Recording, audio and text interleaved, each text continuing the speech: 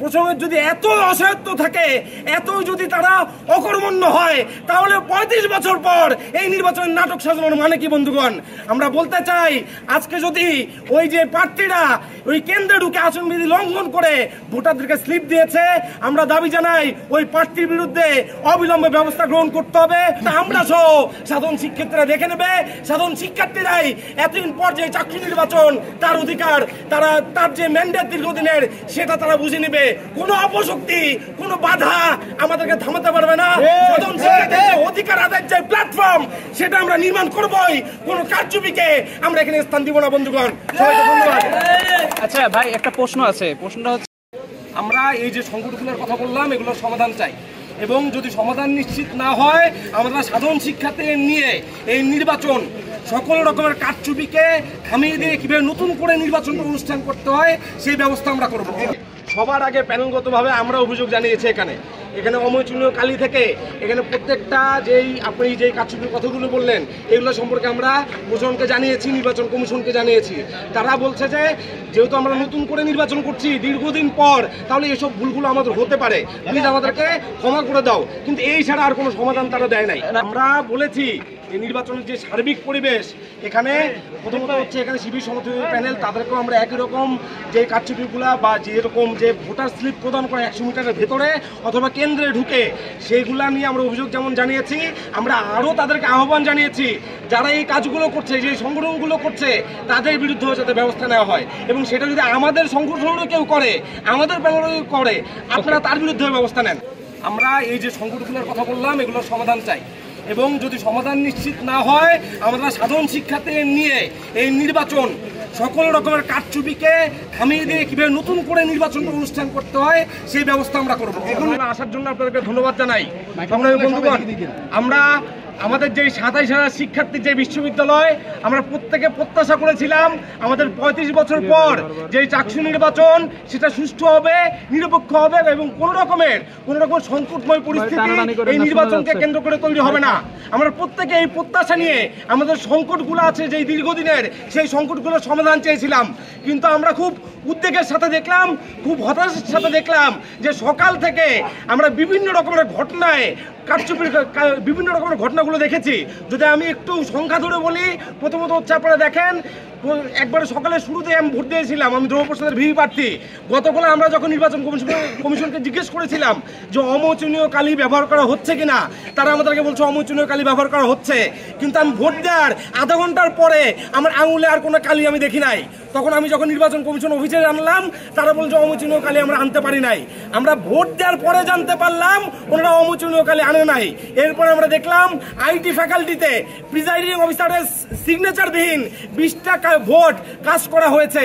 আমরা দেখেছি অনেকগুলো ফ্যাকাল্টিতে ভোটারদের থেকে কোনো সিগনেচার নেওয়া হয় নাই। সর্বশেষ আমরা দেখলাম বিবিএ ফ্যাকাল্টিতে ওখানে ছাত্রী সংস্থার একজন কর্মী সে ভেতরে ঢুকে সেখানে ভোটারদেরকে তার যে প্রার্থীর লিস্ট সেটা প্রদান করছে। 3টা থেকে ওই বিবিএ ফ্যাকাল্টিতে ভোট গ্রহণের যে স্থান সেখানে প্রধান যে দরজা সেটা বন্ধ ছিল। আমরা যখন এইসব বিষয় নিয়ে প্রশাসনকে জানাচ্ছি, প্রশ্ন করেছি, তারা কোনো সমাধান দেয় নাই। তারা আমাদেরকে জিজ্ঞেস করেছে যে আমরা কি করব তোমরা বলো। আমরা বলতে চাই, প্রসঙ্গে যদি এত অসহায়ত্ব থাকে, এত যদি তারা অকর্মণ্য হয়, তাহলে 35 বছর পর এই নির্বাচনের নাটক সাজানোর মানে কি বন্ধুগণ? আমরা বলতে চাই, আজকে যদি ওই যে প্রার্থীরা ওই কেন্দ্রে ঢুকে আসনবিধি লঙ্ঘন করে ভোটারদেরকে স্লিপ দিয়েছে, আমরা দাবি জানাই ওই প্রার্থীর বিরুদ্ধে অবিলম্বে ব্যবস্থা গ্রহণ করতে হবে, ওই প্রার্থিতা বাতিল করতে হবে।